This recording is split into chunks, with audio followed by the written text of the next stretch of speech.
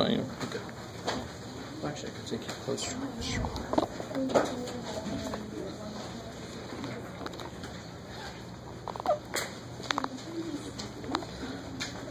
This is exciting. All right. Yeah. Should I turn last week's homework into now or after? Either way. You could do it like that. Put it there. Or you can put it there later. All right. So this is section 1.3. Is that right? Yes. Didn't we finish that last week? Yeah. But you can ask questions on it.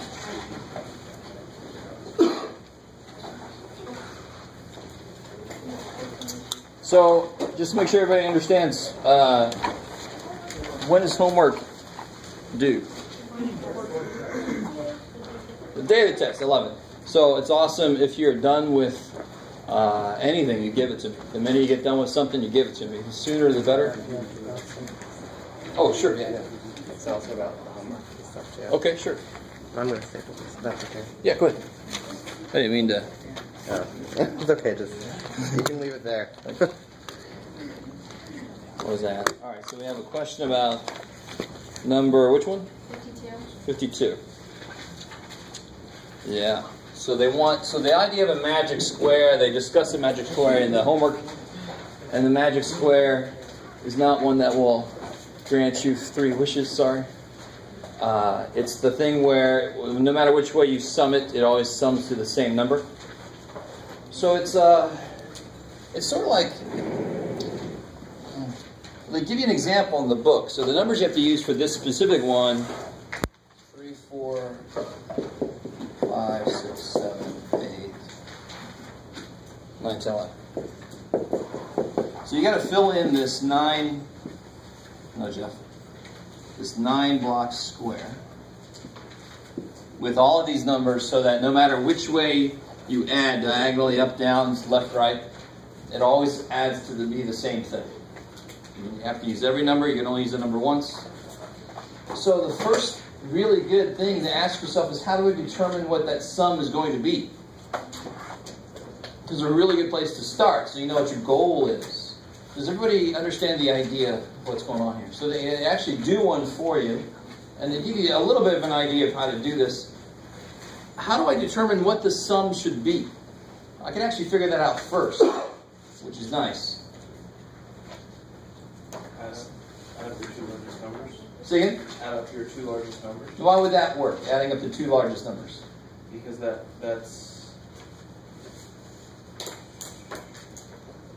as large as that. I appreciate, actually that'll work. It's not exactly immediately clear why it does work. What's the average of these numbers? So you guys can get that. So for example, can somebody tell me what the average of those 3 numbers are without doing any work? 2. It's got to be 2. Does that by itself make sense? I mean, if you add them up, you get 6 divided by 3 is 2. But you didn't have to do all that. Of course the average is 2. Because 1 and 3 are both equidistant from 2, and 2 is right on top of freaking 2, so the average is 2. So what's the average of that list of numbers? 7. Why would 7 be the average? It's the middle number. I love it. Right? So if everything's supposed to add up to be the same amount, if I add 3 to something and I add 4 to something, something's got to be 1 less than the other thing. The sum's always got to be about the same. Are you guys understanding the reasoning so far? So if I take 7, I want to add to it the smallest and largest. And I do end up getting 21. Now, if you could explain, if that always works, if you could explain why, that would be awesome. All right, but just a little side thing for you if you want to, all right? All right, let me stop there for a second. I think they explained this. I can't remember how far they go in the book. In the example they do. Yes, they do. They explain exactly what I just said, so I'm not giving away too much. So then you can say, that's nice. But now at least you know what's 3, 7, and 11 is 21. So I can put, for example, 3, 7, 11. Now why does it make sense that I want 7 to be in the middle? What's another way to get 21? Using some other numbers. So if I add 4 to 7, 4, 7, and 10. yeah, if I add 4 to 7, I then have to add 1 less than 11. If 3, 7, and 11 is what I want, 4, 7, and 10 is also what I want, 5, 7, and 9 is also what I want. Yeah, I got all that. I just didn't know. I got you. That's why you're looking at me like, continue. All right. So now let's try. Now, at the same time, you have to be careful about, it's got to also add to be the same thing here, for example, right? You with me? So you got to be careful about where you put things. So do you think I want to put the 4 here? Because this is supposed to add it to be how much? What's my sum got to always be? 21. We figured. So if I put a 4 there, that's 7. I'd have to put a 14. Do I have a 14? Shit. So I don't want to put the 4 there. I could put it here, couldn't I? If I put a 4 here, so what did we just say? 4, 7, 10, right? 3, 7, 11, 4, 7, 10, right? Do you guys get the idea? If I come in on the outside, it's going to stay the same sum. All right, cool. I like it, sort of. See, this is the kind of little puzzle thing. I know a few of you guys took 120 with the other book, and this is sort of like an overlap with the other book, just a little puzzle, right? But you see, now you start to think about, be careful about where you put the other 3 numbers. You can't put the 4 there. It makes sense, because it's got to add to be 20. Now, if I put the 10 here, what must go here? 8. And what's 8, 7, and 6? So I put an 8, 7, 6. Does this work? Okay, all right, I've done too much, because now it's basically done.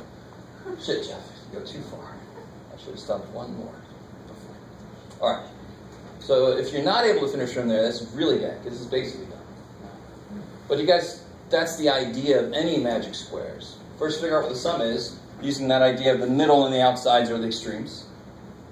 And there's just to get a little ahead of ourselves, because this is related to this.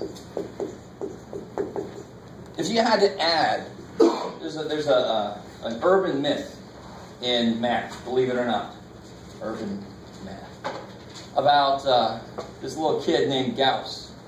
And supposedly, when he was in grade school, the whole class was going insane, and the teacher said, "Children, come down. Sit down. I want you to add the numbers 1 through 100. Add them up." And he sat down at his desk and he's reading the paper. That'll keep him busy. Yeah, I don't know why he's flipping it backwards. You with me so far? So most of the kids were going 1 plus 2 is 3, and 3 plus 3 is 6. Shit, this is going to take all day. Gauss was done in 10 seconds because he figured something out. Related, sort of, to what we did here. What's 1 plus 100? 101. What's 2 plus 99? 101. See, it's sort of the same idea, isn't it? So how many times will 101 show up? How many times will 101 show up? How many times will I do that? 50. 50 times. Is 100 numbers? How many pairs? 50. What's 50 times 101? The freakiest thing is 50-50. So the numbers from 1 to 100 add up to be 50-50. That's kind of nifty. So he brought it up to his teacher 10 seconds later and said, "Here, teacher, I'm done." And the teacher's like, "Holy shit." So the teacher didn't know this shit. He said, 1 plus 2 is 3, let me check. And he did it all. He's like, "How did you get that?" Now, we don't know if this is true or not. This is just, but knowing Gauss, it's like, that sounds like it could be true. This guy was just freaking, hello. Let some other people do some stuff. All right. Listen, I went a little bit over what you really needed to know there, but oh well, it's going to happen. Anything else from homework? Yes? I had trouble with, I get the concepts, but I had trouble with the number 24 and 1.3. Oh, okay. Okay, gotcha. So this is really just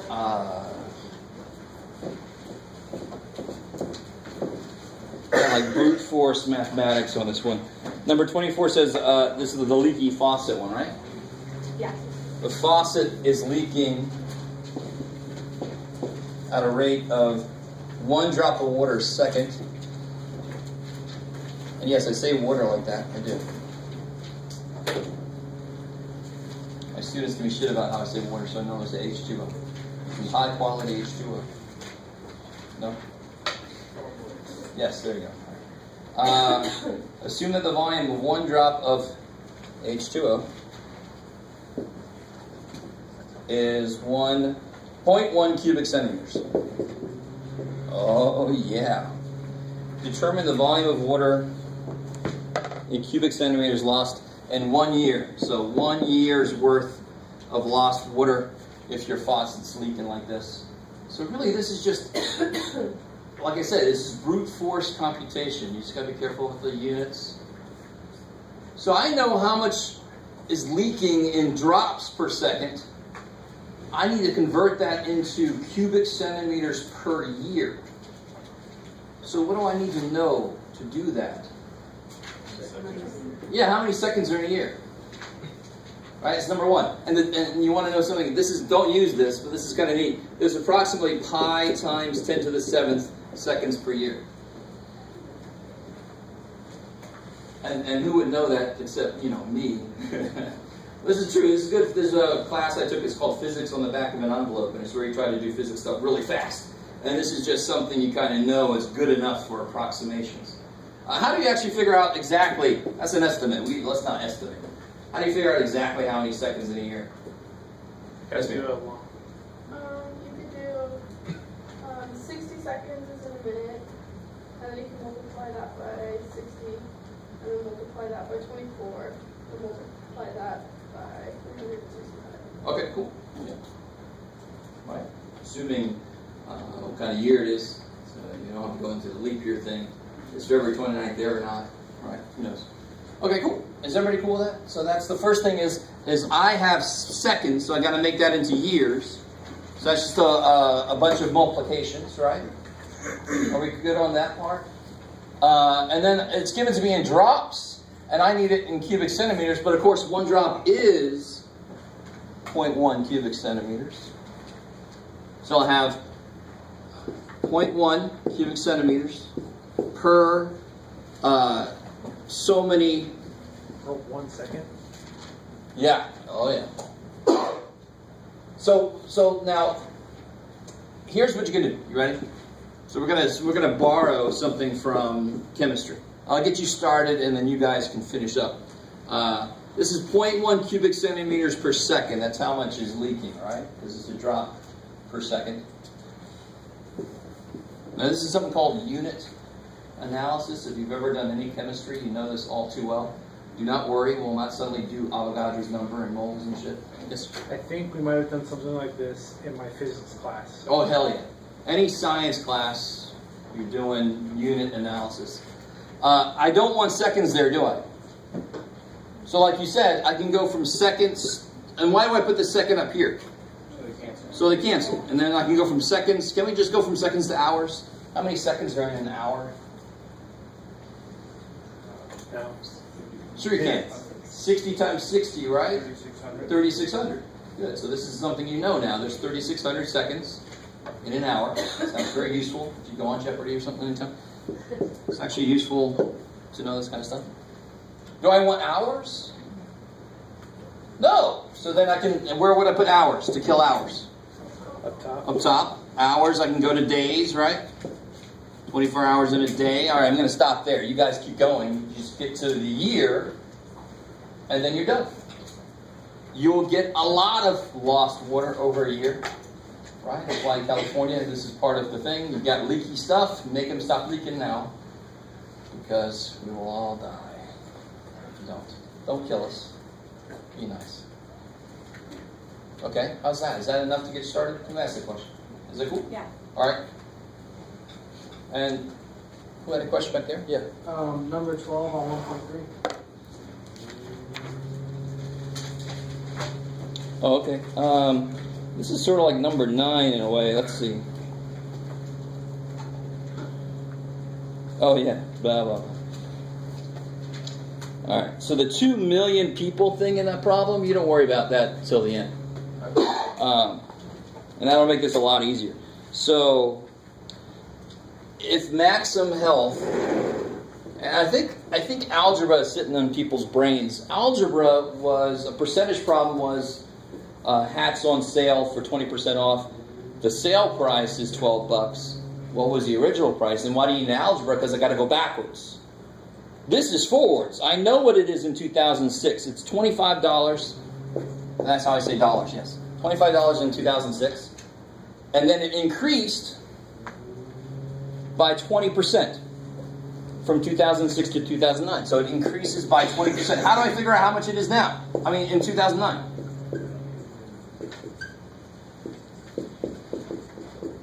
So this is the 2006 price. How do I figure out how much it is in 2009?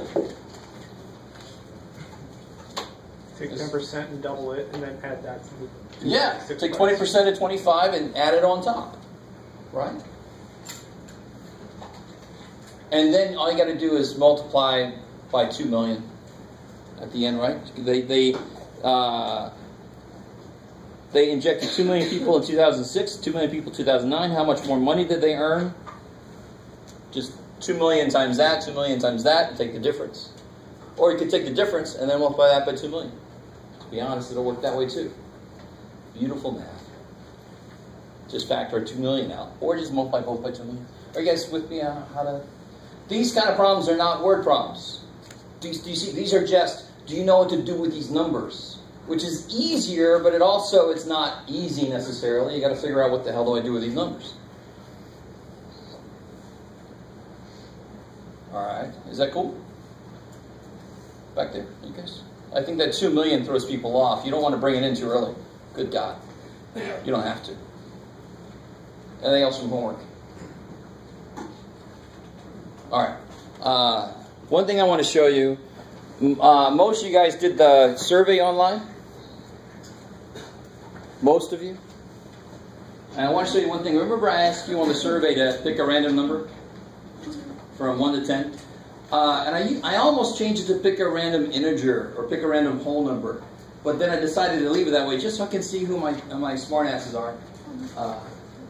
And I got a couple of those, which is fine. There's nothing wrong with being a smart ass, as long as you can back it up by being actually smart. So you see how my smart ass, I love my, one person gave me pi, which is, roughly pi. I like that. So that's one smart ass. And then somebody else gave me 5.683. Just because I love it. That's awesome. Thankfully, somebody gave me 21, and that's not a smart ass. I'm not sure what that is. Number from 1 to 10, and they gave me 21. I'm not sure. They're like, I don't care what the game is. I get 21, man. I win. All right. But what really jumps out at you beyond the smart stuff? What jumps out at you here? It's always true. It's always. People that don't know this, it's like a Mythbusters thing. Anybody ever watch Mythbusters? Did I ever ask you guys? Anybody? I like how some of you guys are like, no, I can't see all that. And there's a thing about which bathroom stall should you pick, and you should pick the first one. Everybody assumes people pick the first one, and that's why nobody picks it. They actually did an experiment on this. I don't know if you guys know this. No? All right. So your brain, when I say pick a random number, I didn't just say pick a number, I said pick a random number, and your brain goes, what is nobody else going to pick? So you stay away from the even numbers. And for some reason, 7 is the odd dude. You all think 7's weird. Nobody's going to pick 7. And everybody thinks that. So this is always the highest bar. One semester, I had 8 was 1 click higher than 7. And it was my stats class. And I think a lot of people in there, they told me that they kind of already knew this. So they picked something else.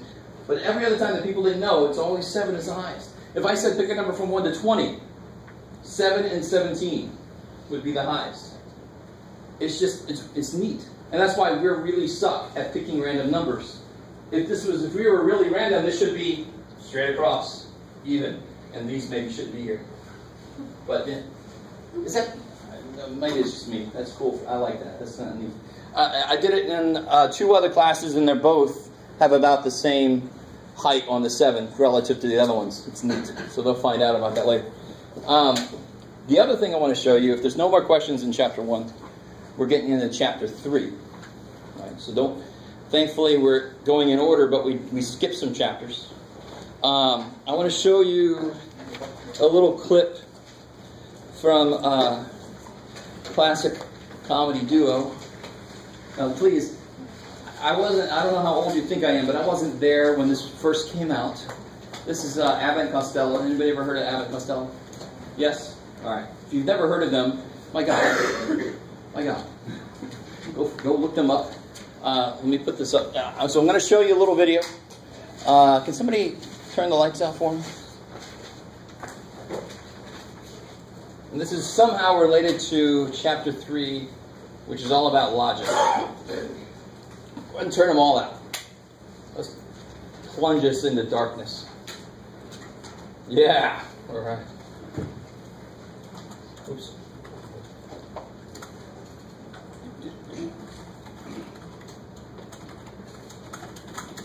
Oh shit, that's not right. Don't remember my password. Never.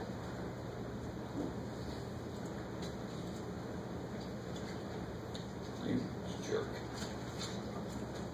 I should learn to use Chrome. Oh my God.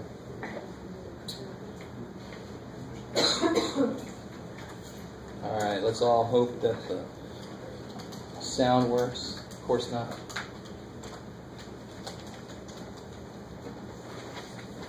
Oh, I love it. Let's all hope that you guys will tell me when I don't have it on the right thing. $28. There it is. Did you go to school? Do you mean to say Start you it over. prove that 7 times 13 is 28? Let's got him. Mr. Landlord. Yeah. What are you smoking, an army blanket? Never mind about that. You owe me room rent. All right, just $28. $28, fine. Just a minute. You owe me 13 weeks at $7 a week, and that happens to be a lot more than $28. Well, that comes to $28. Did you go to school? Yes, sir. Do you mean to say that you can prove that 7 times 13 is 28? Well, it's gotta be. Certainly it is, because Mr. Abbott and I, that's $28. That's what you get. If you can prove it, I'll tell you what I'll do. I will give you the room rent for nothing.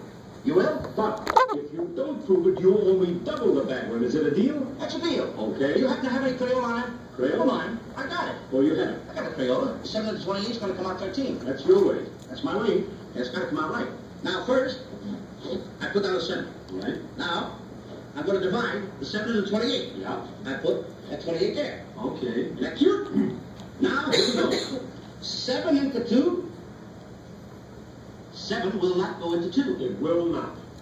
That's a very big 7 to push into that little bit of 2. So it is. We ain't going to hurt that little 2, are we? Of course you won't. So we take the 2. Open your hand. Yes. And I put that 2 right there for safekeeping. But don't drop it and don't lose it. Now, 7 into 8. Once. I put the 1 over here, 1 over there. Now, we're going to carry the 7 because it's very big and it's getting heavy on my shoulders, and I'm going to drop the 7 under there. Now, 7 from 8 Is 1. is 1. I put the 1 down there. Mm-hmm. Now it comes. Would you mind opening up your palm of your hand, please? I would like to use that 2. Open it up. Give me that 2. You've had it long enough. Now, I put that 2 right there. Now, 7 into 21? 3 times. That's right. 7 into 28, 13. You have to prove this even better than that. You can prove it very easily by multiplication. You mean you want me to multiply it? No, not multiply, multiply. Multiply. All right. Multiply it. 7 times 13 is 28. Go ahead. Now, first, we got to put down a 13, right? Fine. There's a 13. Times 7. Times 7. Right. 7 weeks times 13. Right. 7 times 3, 21. 21. 7 times 1, 7. 7. 7 and 1, 8. and 2, Now, wait a minute. I'm still not convinced. There's one sure way of proving this. One sure way. And that's by addition. You want me to addition it up? I want you to put 13 7 times on that wall and then draw a line and add them up. You want me to put down 13 7 times? That's right. That's got to come out right. There's 1, 2, 2, 3, 3, 4, 5, 6, 6, 7. Wait a minute. What's the idea of spreading them out like that? Well, it looks like a flock of seagulls going to hit the electric poles. Now we're going to add them up, All right? right, go ahead. Here we go. 3, 6, Wait a 9. minute. Let me do the adding this time. Come on, right. Well, 3, 6, 9. Just a minute. I will do the adding. Then there'll be no mistake. Yeah? All right? $28 here. All right? Now, Go ahead. If you had a question. 3, 6, 9, 12, 15, 18, 21. 22, 23, 24, 25, 26, 27, 28.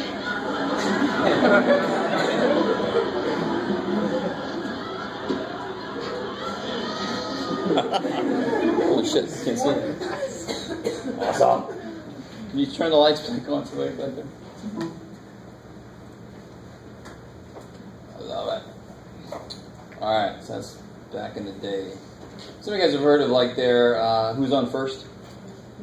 I don't know, third base. Alright.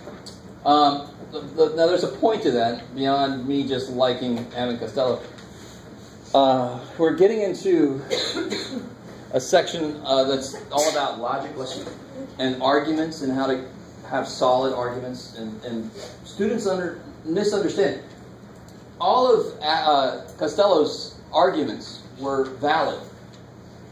His conclusion was incorrect because some of his premises were wrong. But an argument being a strong, valid argument has nothing to do with whether or not the result is true. It has to do with whether or not your reasoning you use actually leads from one thing to the next thing. And his totally did, but some of his reasoning was obviously wrong. And I think the last one was the most obvious one to really pick up on how the math is doing wrong, right? So when he added all the 3's and he got 21, and then he started counting the 1's. Of course, the 1's represent 10's, but he was counting them as 1's, right? So that's the one that's easiest to see what the incorrect logic was.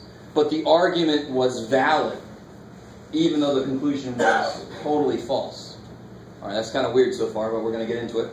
So I like to start with that, because Abbott and Costello had quite a few routines that dealt with math. So I love that fact. And also I just like to make sure that you guys know that they exist. These poor guys working their asses off so long ago.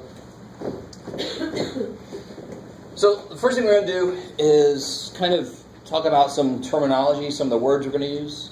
Then we're going to get into the format. So this section is going to drive a few of you guys a little crazy, which is just the way it is sometimes. Any of you guys going into any computer science at all? Thinking about computer programming? A little bit? And the rest of you are like, no thank you, man.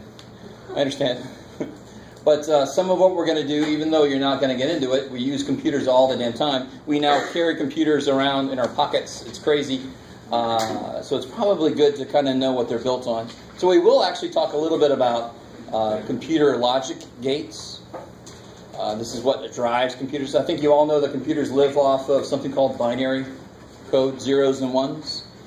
We'll look at 0s and 1s as if they're true and false, which is the way the computer kind of looks at it, and that's how it kind of puts together its logic. So the first thing I want to start with is,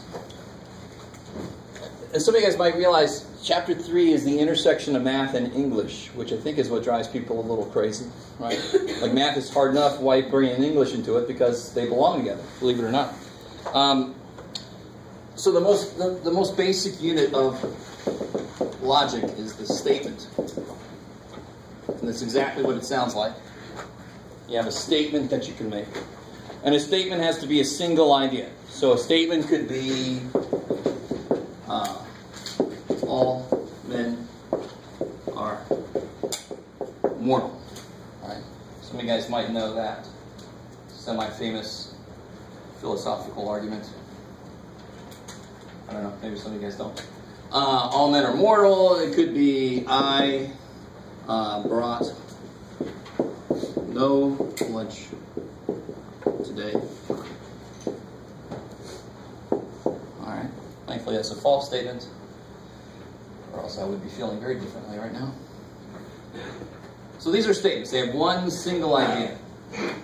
Now, thankfully, if I want to connect two statements together, I actually call those connectives. It's almost too easy to believe that it's true.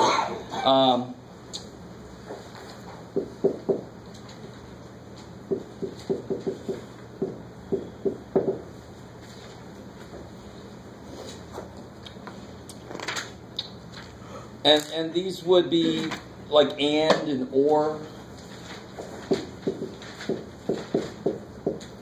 They could also be some things that we're not used to. If and only if. if-then form of things, right?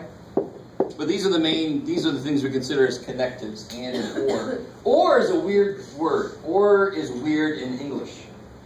So if I said, I can't take both of you, either you or you, could both of them come? No, and it's in context that I understand what that or means. That's what's known as the exclusive or. Let's talk about or for a little bit. Exclusive or means it can't be both. It strictly is you or you. So far, so good? But if somebody came up to you, you go into a restaurant and they said, would you like soup or salad? Could you have both? You sure? You can't have both. Man, what a horrible place. I'm not going to go there. If you pay more, of course, but you can have both. So that's not an exclusive or, that's the inclusive or. We're going to use the inclusive or. Or could mean one, the other, or both. It could mean all three of those. That's the one we're going to use.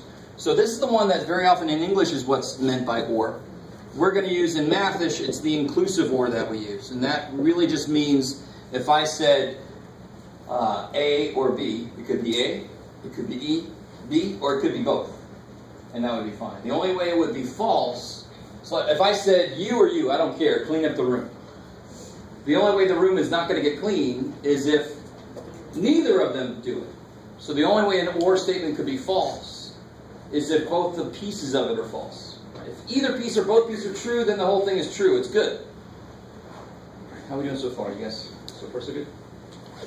Like, let's watch more of that. No, it's too bad. We got to get back to math. All right. All right, so that's the little thing I want to say about or. And is kind of evil, believe it or not, because in the English language we have other words for and. So obviously if I said Sally and Joe went to the store, then that means that they both went to the store, right?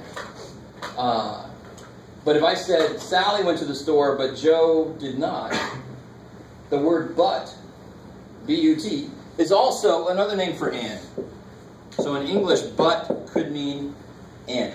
So if I said Sally went to the store but Joe did not, it's the same thing as saying Sally went to the store and Joe did not. They mean the same thing. All right, how are we doing so far? I want to make sure that the English language has its own problems that math can't cure by itself. So I want to show you what we mean when we talk about this in mathematics. Okay. So translation gets a little weird. All right. So the very first little thing to talk about is negation.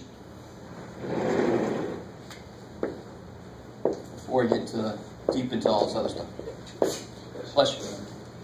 And negation gets a little weird too. And what do I mean by that? You might think negation is really easy. If I say I am happy, the negation of that is I am not happy. Yay, us. But what if I said this? Some people like mushrooms.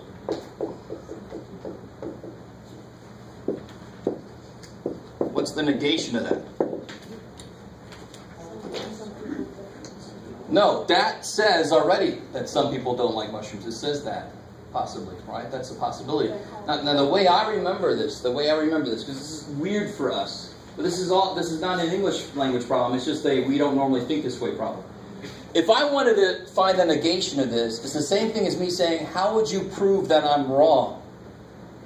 The statement you come up with is the opposite of this. If I say some people like mushrooms, the only way you can show me that I'm wrong, exactly, is to show that no people like mushrooms. Now let me let that sink in for a second. That's the way you got to think about it. How would I show that the statement is wrong? Whatever I say must be the negation of that statement. It must be the opposite of that statement. Maybe. So what if I said, let's see, all dogs go to heaven. Charlie. So sad. Charlie's dead. Oh, man. All dogs go to heaven. Yeah, laugh about that. What's the negation of it? How would you show that I'm wrong? you wouldn't have to do as much work on this one to show that I'm wrong. Don't worry about how you would show this, but what statement would you have to show is true to show that I'm wrong?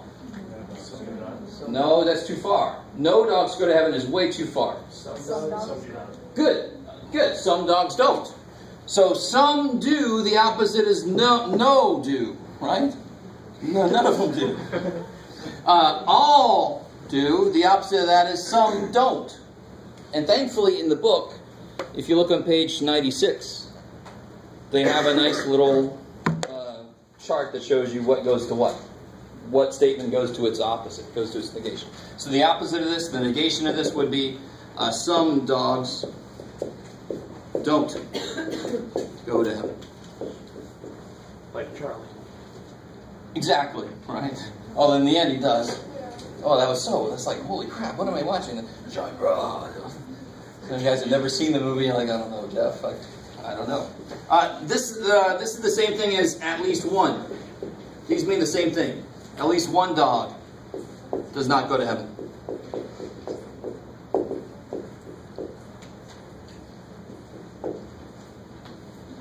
That's weird. We are not used to thinking that way, right? But that is the truth. That is the truth in English and in math. I like the look you're giving. Are you trying to figure out what I wrote? I understand. Well, that was the first part of it, yeah. Okay. And then you realize what I wrote, and you're like, that's just weird. I already kind of went through this like by myself, so I kind of know what you're talking about. Okay, thank God. So whatever facial expressions you make, I'll just forget about it. Okay. All right, so that's that little piece right there. Let's bring some... I'm a math teacher, so let's not get too far from math. So what does this look like in mathish? This is all English. Let's start to bring some mathish in. So for example, these two. Let's talk about this one first, and then we'll talk about something a little bit. All men are mortal. The way that I would represent this in math, so this is English. This is mathish. Usually we use a letter, just like in algebra. So we normally use P, Q, R, S, T. We use that range of variables to represent statements. X, Y, and all that are reserved for numbers, real numbers. So mind your P's and Q's. It's not where this came from. That's pints and quarts. Is one option. So here's how, so that's a statement. And that's not a negative statement, right? There's no not in it. So that's just a statement, that's why it's just a P. There's no negative sign.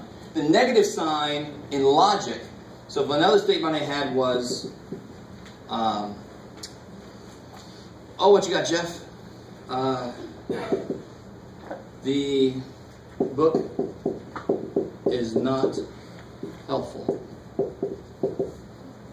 So the way to represent this, and let me not use P because I've already got P representing that up on the board. I would then go to the next one. I use Q. But I don't want to use Q because there's an explicit not in there. You guys with me? So I have to use not Q. And the negative sign in logic is the little tilde. So that represents the opposite of Q.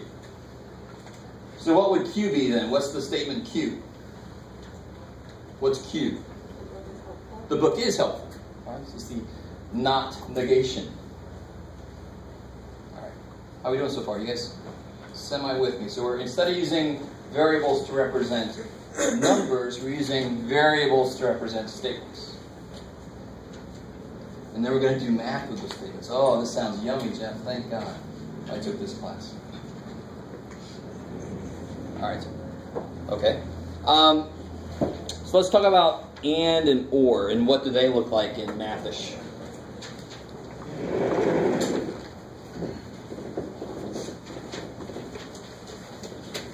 So if I said, let's talk about and first. I am a Celtics fan. Fan? And I cry often. Especially recently. Because I'm also a Red Sox fan and a Braves fan, if you want to talk about baseball. So even more tears there. What about hockey? Hockey? I don't really watch hockey, so I don't have any more tears left anyway for any more sports. So. So how would you represent I am a Celtics fan? How would you represent that? We're starting fresh here. You can use variables. So of course I'm going to use the variable P. So I am a Celtics fan.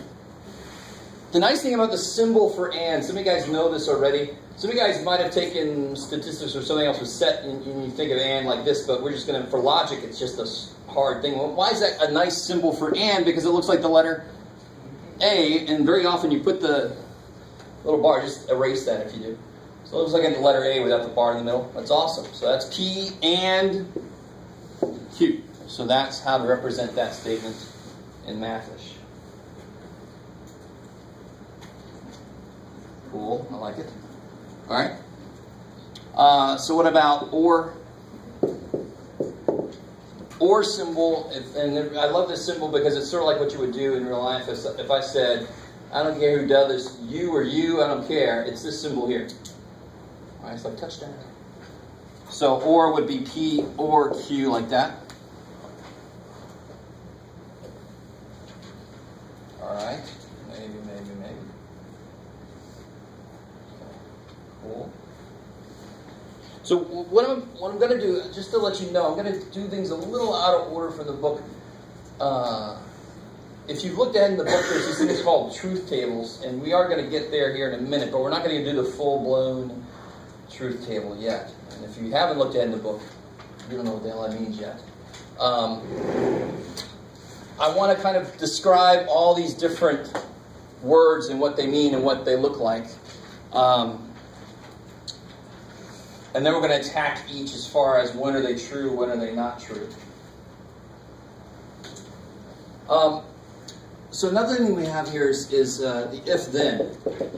And this poor little dude is so misunderstood. And if you do any computer programming at all, you know this statement. If you don't, now you know this statement. So an example of this would be if I speed in front of a cop, let's put the word then in there. See, English sometimes takes the then out. Then I will get a ticket.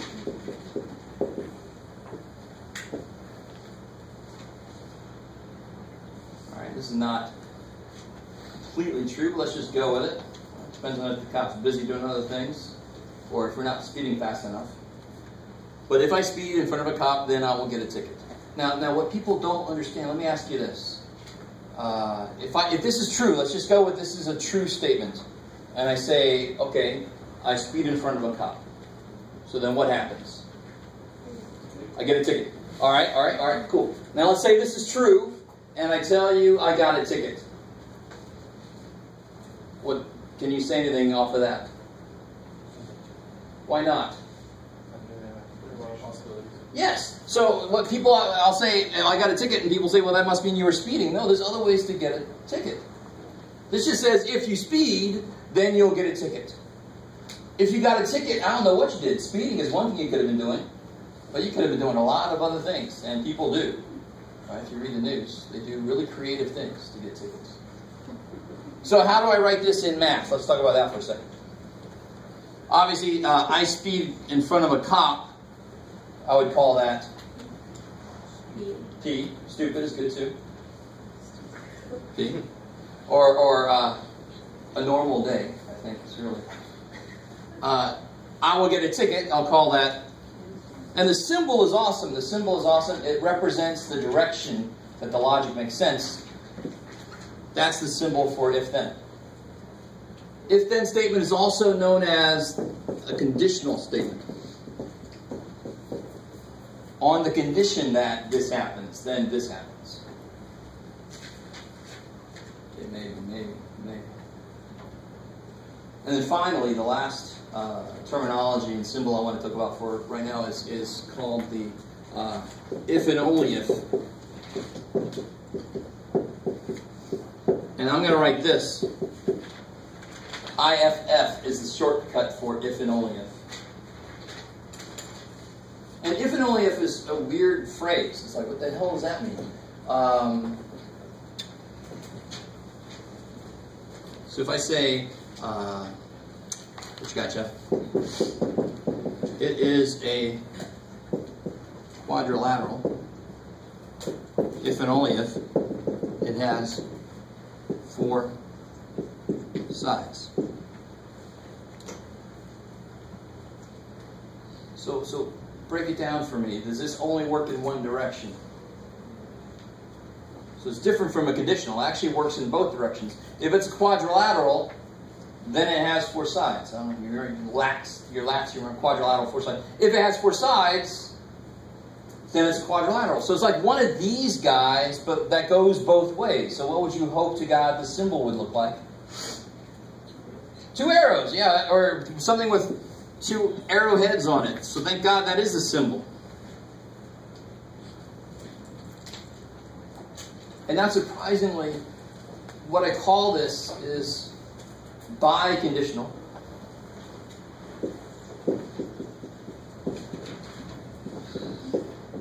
Right? Goes both ways, so biconditional. Don't judge. No. And if and only if normally is like definitions of things. That's where they're most often used. So that's really the definition of a quadrilateral. That's why it works both ways. Okay, so I want to talk a little bit about the truth of these things, and then I think that'll be all for today. So let me give you this handout.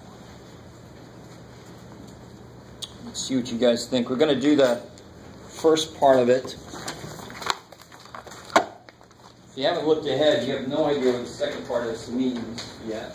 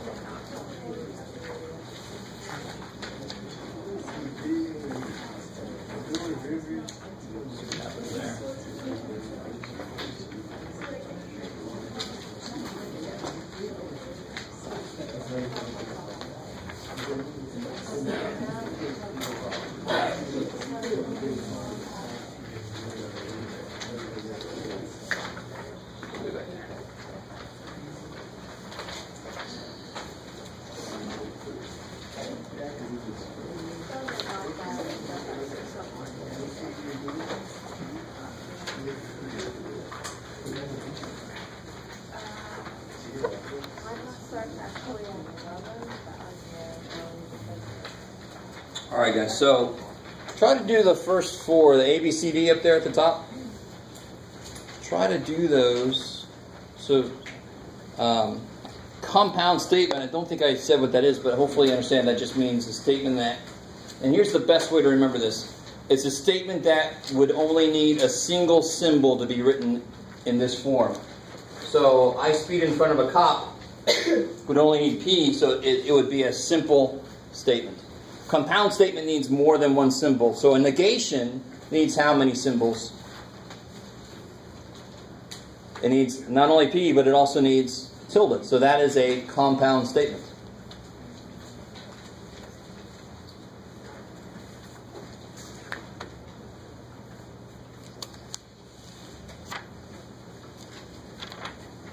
It says here disjunction. Oh.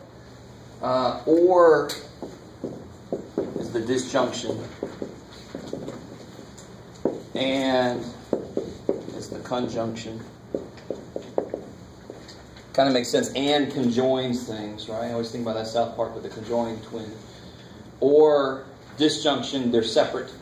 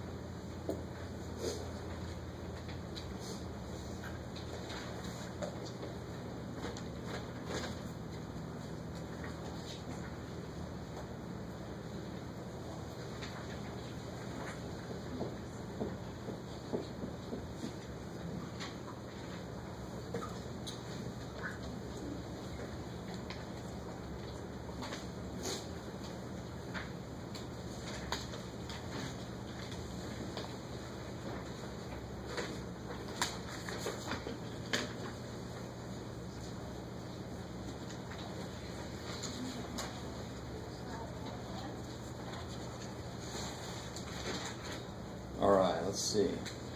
Sort of a you get it or you don't moment here. So, what's that first one? What type of thing is that first one? The sun is shining, but the Lakers did not lose. Conjunction, because that word "but" in English is evil. It's hiding the "and," right? Okay. And then it's up to you what symbols you use. Normally we just start with P. So we got the sun is shining, but the Lakers did not lose. So we already established that it's an "and." So how do I make that symbol? The A without the bar. Cool. The Lakers did not lose. Good. Negative Q. There's an explicit not in there, so it has to have a not symbol. Cool. Now if I said, but the Lakers won, then what symbol would I have used? Just a Q. There's no explicit not in there. So it depends on how you choose to write it in English. It's going to affect how it looks in match. All right. Cool. Yes, sir. So the but doesn't automatically make it negative? How do you mean? Because the but is like... No, the did Yeah, not in make English, but very often means the next part's going to be somehow the opposite of the first, like a negative. Yeah. That's what but kind of means in English. Or not. Yeah. But here, yeah, it's but's just another name for and, Okay. and the not has to show up explicitly. I mean, I could have said, like I said, I could have said the sun is shining, but the Lakers won, right? Obviously, I'm a Celtics fan. That was a true statement.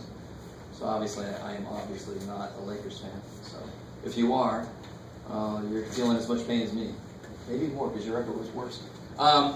So this is a what kind of thing? What's the official name for it?